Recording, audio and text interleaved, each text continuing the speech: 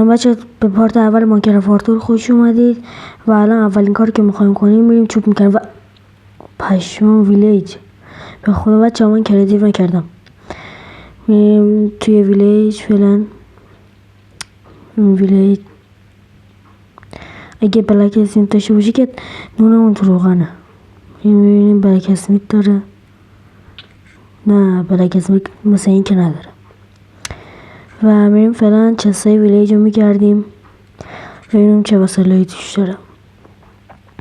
از اولین خونه شروع میکنیم. شله چقدر هم هیبل داره. از اولین این چیز به درد بخوری توش نداشته. میریم سراغ خونه بعدی. این هیبلر هم بعدا میکنیم. فکر نکن. خب میریم سراغ خونه بعدی. شله هیچ خونه هم که توش چست نداره. موافقت. فقط هیبل داره.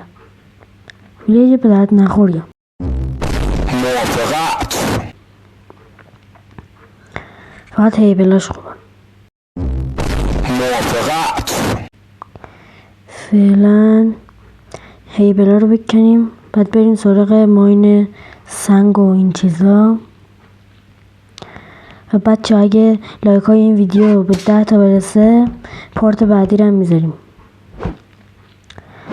هیبلا رو بکنیم. کرافتینگ تیبل هم باید بریم بسازیم.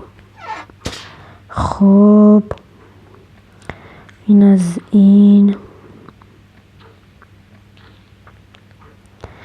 خب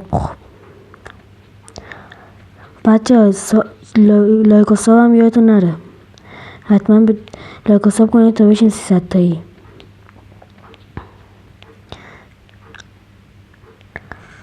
بریم دنبال کرافتینگ تیبل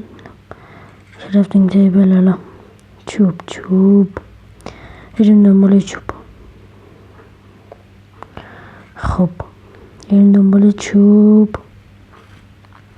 اولین کاری که میکنیم چوب میکنیم، میریم سراغ ماین کردن استون و اینا.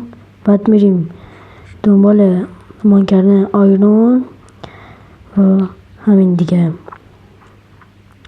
اینا رو بکنیم فعلا. بقیه هیبلا رو میریم میکنیم. یه دونه درخت کافیه به نظرم. خب اینا رو میکنیم. این از این. خب که کرافتینگ تیبل. این یه کلنگ. حالا میریم زیر زمین دنبال استون و اینا. دنبال استون و اگه شد سراغ ماین آیرون هم میریم. خب فعلا اینا رو جمع کنم. استون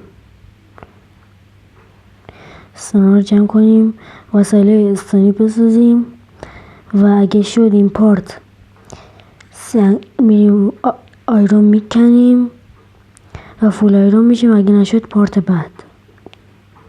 خب همینقدر فعلا بس.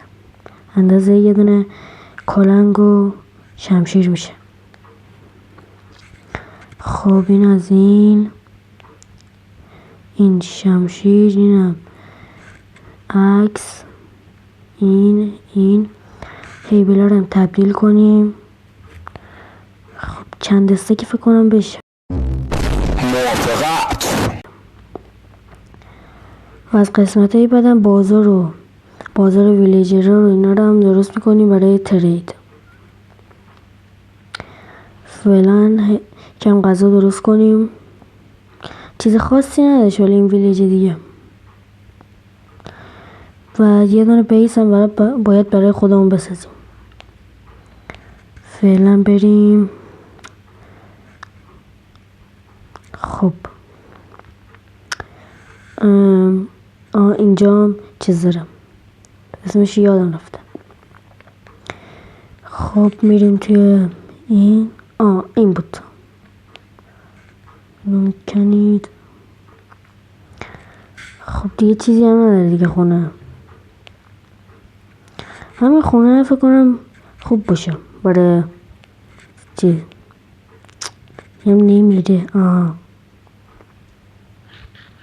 خب دیگه گوشت کم گوشت بگیریم برای پختن.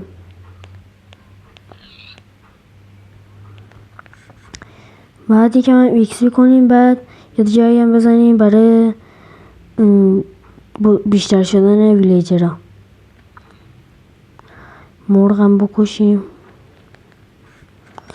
یه ماد زدم این چیزا اومده برگا هی جلو آدم میاد.